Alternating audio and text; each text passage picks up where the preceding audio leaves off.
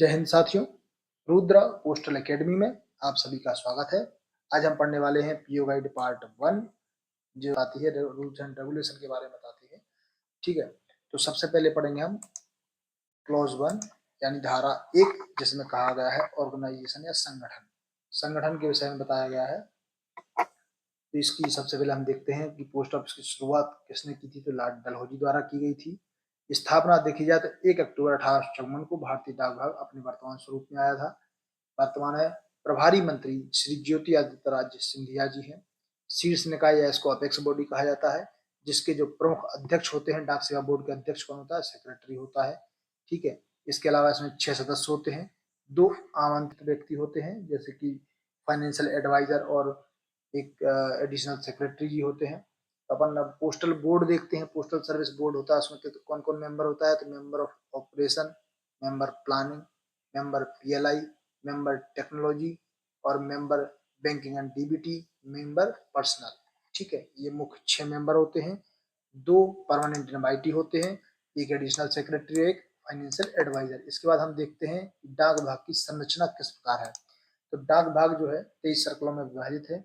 23 circle जो है वो भी अपने अपने संरचनाओं में डिवाइड किए गए हैं। जैसे कि सर्कल जो होता है उसका जो मुखिया होता है या प्रमुख होता है वो सीपीएम जी होता है, जिसको चीफ पोस्ट मास्टर जनरल कहा जाता है। रीजन्स जो होते हैं उसके जो हेड होते हैं उसको पीएमजी कहते हैं, यानी पोस्ट मास्टर जनरल होगा।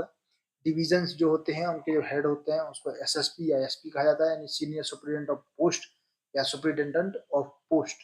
ठीक है, सब डिवीजन जो होते हैं उनके जो हेड होते हैं या प्रमुख होते हैं वो क्या कहते हैं? इंस्पेक्टर ऑफ पोस्ट या assistant superintendent post, assistant superintendent post. ठीक है, डिवीजन भी 2 प्रकार के होते हैं।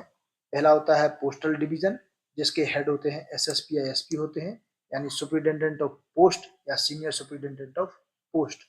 जो आरएमएस होते हैं, आरएमएस डिवीजन जो होते हैं उसके जो हेड होते हैं एसएसआरएम कहा जाता है, यानी senior superintendent of railway mail service. इसी प्रकार एसआरएम है सुपरिटेंडेंट रेलवे मेल सर्विस। ठीक है, इसके बाद हम पढ़ेंगे धारा 2 के बारे में। धारा 2 क्या कहती है? धारा 2 के अनुसार हम कहते हैं, धारा 2 में कहा गया कि डाकघर के प्रकार। तो डाकघर जो होते हैं वो कितने प्रकार के होते हैं? तो डाकघर मुख्यतः 3 प्रकार के होते हैं। सबसे पहले होता है प्रधान डाकघर यानी हेड पोस्ट ऑफिस। दूसरा होता है उप डाकघर जिसको बोलते हैं सब पोस्ट ऑफिस। तीसरा होता है शाखा डाकघर या ब्रांच पोस्ट ऑफिस। तो जो प्रधान डाकघर है उसके जो मुखिया होता है उसको क्या कहते हैं? Head post master. जो सब ऑफिस होते हैं या ब्रांच मतलब उप डाकघर होते हैं उनके जो मुखिया होते हैं या प्रमुख होते हैं वो होते हैं सब पोस्ट मास्टर। इसी प्रकार शाखा डाकघर है ब्रांच पोस्ट ऑफिस के जो हेड होते हैं कहा जाता है ब्रांच पोस्ट मास्टर। ठीक है, तो जो एचओ होता है ये क्या देखता है?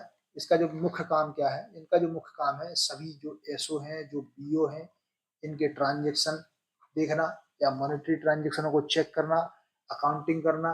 ठीक है, ये इनके मुख्य कार्य हैं। अकाउंटिंग इनका मुख्य कार्यों में से एक है। मॉनेटरी ट्रांजेक्शन दिख रहा है इनका मुख्य कार्य है मॉनेटरी ट्रांजेक्शन। ठीक है, इसके बाद हम देखते हैं सब पोस्ट ऑफिस जो होता है। तो जो एसओ होते हैं ये अपना ये रिपोर्ट किसको करते हैं? रिपोर्ट करते हैं किसको?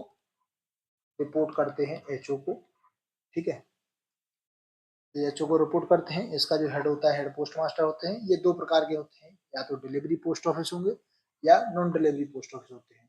ठीक है, एक उप डाकघर जिसको अपन टाउन सब ऑफिस कहा जाता है, टाउन सब पोस्ट ऑफिस। इसका मतलब होता है जो नगरों में उप डाकघर होते हैं, नगरों में बड़े बड़े जिला स्तर पे जो पोस्ट ऑफिस होते हैं, जिला स्तर पे या मतलब बड़ी बड़ी सिटियों में, बड़े शहरों में होते हैं। नगरों में सब ऑफिस जो होते हैं, ठीक है, नगरों के जो उप डाकघर होते हैं उनको टाउन सब ऑफिस कहा जाता है। ठीक है, इसके बाद हम देखते हैं ब्रांच पोस्ट ऑफिस। तो ब्रांच पोस्ट ऑफिस जो होते हैं ये किसको रिपोर्ट करते हैं? ये रिपोर्ट करते हैं एसओ को। ठीक है, रिपोर्ट किसको करते हैं? एसओ को रिपोर्ट करते हैं। और इनका जो मुख्य कार्य होता है लेन देन करना, ट्रांजेक्शन करना, डाक का वितरण करना। ठीक है, इनका जो मास्टर होता है और इनका जो मतलब कार्य के घंटे हैं बीओ के, तो मैक्सिमम है 5 घंटे, अधिकतम 5 घंटे हैं और मिनिमम जो है 4 घंटे है। कितने घंटे? 4 घंटे हैं। और एक चीज है, प्रमुख नगरों में जो प्रधान डाकघर राजपत्र अधिकारी के कार्यभार में कार्य करता है। मतलब जो प्रमुख नगर है उनका जो प्रधान डाकघर होता है वो राजपत्र अधिकारी या क्लास ए का जो व्यक्ति होता है वो उस पे हेड होता है, चीफ होता है। ठीक है, इसके अंडर में पूरा डाक विभाग कार्य करता है। ये डाकघर प्रथम श्रेणी के डाकघर कहलाते हैं। और प्रथम श्रेणी के जो प्रधान पोस्ट मास्टर होता है वो अपने डाकघर में अधीक्षक, डाकघर अधीक्षक की जो शक्तियां हैं या जो अधिकार है उनका प्रयोग कर सकता है। ठीक है। धारा 3 रात्रिकालीन डाकघर है। तो जो रात्रिकालीन डाकघर जो होते हैं तो डाकघरों के जो समय है, डाकघरों का समय कौन तय करता है? तो सर्किल अध्यक्ष जो होता है वो डाकघर के समय को क्या करता है? तय करता है। लेकिन जो डाकघरों के समय को बढ़ाने का कार्य है, 8:30 बजे तक जो समय है इनका, मतलब जो बताया गया है कि एक्सटेंड कौन करता है समय को? डीजी के द्वारा किया जाता है। ठीक है। और नाइट पोस्ट ऑफिस संडे के दिन भी कार्य करते हैं, संडे के दिन भी वर्क करते हैं। ये संडे के दिन सुबह 10 बजे से 5 बजे तक खुलता है। जो इनका बढ़ाया गया समय है उसमें किसी प्रकार का ट्रांजैक्शन नहीं होता है। इसमें सिर्फ स्टेशनरी स्टेशनरी सेल की जाएगी, आईपीओ सेल कर सकते हैं आप, बुक रजिस्टर्ड पैकेट जो होते हैं, आर्टिकल होते हैं वो आप ले सकते हैं। ठीक है। और जो बढ़ाया हुआ समय है, मतलब सोमवार से लेकर शनिवार तक का जो समय बढ़ाया हुआ है 8:30 बजे, उसमें 7 बजे तक पीओएसबी के संबंधित लेन देन किया जा सकता है। 7 बजे तक केवल पीओएसबी का लेन देन कर सकते हैं। 7 बजे के बाद किसी प्रकार का काम नहीं किया जाता है। ठीक है। संडे के दिन किसी प्रकार का लेन देन नहीं होता है, सिर्फ स्टेशनरी सेल की जाती है। ठीक है। इसके अलावा किसी प्रकार का क्लियरेंस नहीं होता है, ना लेटर बॉक्स खोले जाते हैं उस दिन, ना किसी प्रकार की डिलीवरी की जाती है उस दिन। सिर्फ स्टेशनरी सेल की जाती है, या कोई जो न्यूज़पेपर सॉर्टिंग हब है अगर वो है तो वो सिर्फ न्यूज़पेपर एक्सेप्ट कर सकते हैं, लेकिन डिलीवरी नहीं की जाएगी। डिलीवरी अगले दिन वर्किंग आवर में ही की जाएगी। ठीक है। इसी प्रकार हम आते हैं धारा 4 में। धारा 4 के अंतर्गत कहा गया है कि धारा 4 है, 4 यानी कि चल डाक है। 4 अपन लिखते हैं, 4 से चल डाकघर। धारा 4 क्या कहती है? चल डाकघर यानी कि mobile post office, mobile post office. ठीक है। यह मद्रास और नागपुर के चलते फिरते डाकघरों को मनी ऑर्डर बुक करने का अधिकार है। ठीक है। जो चल डाकघर है, मोबाइल पोस्ट ऑफिस है, उसमें जो नागपुर और मद्रास की जो चलते फिरते डाकघर है उनको मनी ऑर्डर बुक करने का अधिकार है। नगरों के अलग अलग इलाकों में देर तक डाक की बुकिंग करने की सुविधा यह प्रदान करते हैं। ये डाक टिकट और लेखन सामग्री बेचने का कार्य करते हैं। स्थल और हवाई डाक की जो बुकिंग है वो भी इनके द्वारा की जाती है। मोबाइल पोस्ट ऑफिस एक ऐसे पोस्ट ऑफिस होते हैं, मतलब आप समझिए कि एक किसी प्रकार की एक वैन हो गई, वैन मतलब गाड़ी जो होती है उसमें एक एकल खिड़की होती है जिसके माध्यम से आप उसमें देरी तक बुकिंग कर सकते हैं। ठीक है। उसमें आप मनी ऑर्डर बुक कर सकते हैं, आप किसी प्रकार की भी रजिस्टर्ड आर्टिकल, एयरमेल पार्सल या डोमेस्टिक सरफेस पार्सल, आप ये सारी चीजें बुकिंग कर सकते हैं। ठीक है। अब आ जाते हैं धारा 5 में। धारा 5 का कहना है कि सप्ताह के सामान्य कार्य दिवस, मतलब एक सप्ताह में जो कार्य किए जाते हैं वो किस प्रकार से है। तो अभी क्या है, 2024 में जो अपडेट हुआ है उसके अंतर्गत काम के घंटों की जो समय सीमा वो अधिकतम 6 कर दी गई है। इसमें आर्टिकल बुकिंग करते हैं, मनी ऑर्डर वो हो जाता है बुकिंग, काउंटर की सारी सेवाएं इसमें दी जाती है। 6 घंटे तक बचत बैंक से लेन देन किया जा सकता है। 6 घंटे तक पूछताछ जो करते हैं वो कार्यालय जब जितने समय तक खुला रहता है उतने समय तक आप पूछताछ कर सकते हैं। परंतु शाखा डाकघर देखें तो शाखा डाकघर अधिकतम 5 घंटे तक ही यह सुविधा प्रदान करते हैं और मिनिमम 4 घंटे तक खुले रहते हैं। आप इसमें 6 घंटे में क्या कर सकते हैं? Article booking, EMO booking. ठीक है। आर्टिकल बुकिंग हो गया है, ईएमओ हो गया है, आईपीओ सेल कर सकते हैं, स्टेशनरी हो गया है। ठीक है।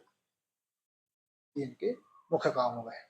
इस प्रकार आप देखते हैं धारा 6 हटा दी गई है। अब पढ़ते हैं धारा 7 के बारे में। धारा 7 में बताया गया है कि जो रात्रि का रविवार और अवकाश के दिन किए जाने वाले कार्य हैं, ठीक है, इस दिन डाकघर, रात्रिकालीन जो डाकघर होते हैं वो खुले रहते हैं। लेटर बॉक्स का क्लियरेंस नहीं होता है। पंजीकृत समाचार पत्र स्वीकृत किए जाते हैं प्रेस सॉर्टिंग ऑफिस के द्वारा, आरएमएस ऑफिस में और रात्रिकालीन डाकघर, ये 3 प्रकार के जो ऑफिस हैं इनमें पंजीकृत पार्सल बुकिंग की मतलब कि जो सॉरी न्यूज़पेपर है या किसी प्रकार के पंजीकृत समाचार पत्र है वो आप इसमें स्वीकृत कर सकते हैं। धारा 8 में डाकघर की छुट्टियां हैं, मुख्यतः 15 छुट्टियां मिलती हैं और 3 अन्य छुट्टियां हैं जो कि दी जाती हैं, जो हर राज्य या सर्कल के अनुसार बदलती रहती है। ठीक है, इसके बाद आते हैं धारा 9 में डाक का पूर्व में भुगतान। मतलब अगर आप किसी भी डाक को पहले पूर्व में भुगतान कर देते हैं, ठीक है, मतलब प्रीपेड करते हैं, तो तेजी से उसकी डिलीवरी होती है, उसमें सुरक्षा प्रदान की जाती है, किसी प्रकार का डिटेंशन नहीं होता है, रोकी नहीं जाती है। ठीक है, ये आपका आर्टिकल 9 हो गया है।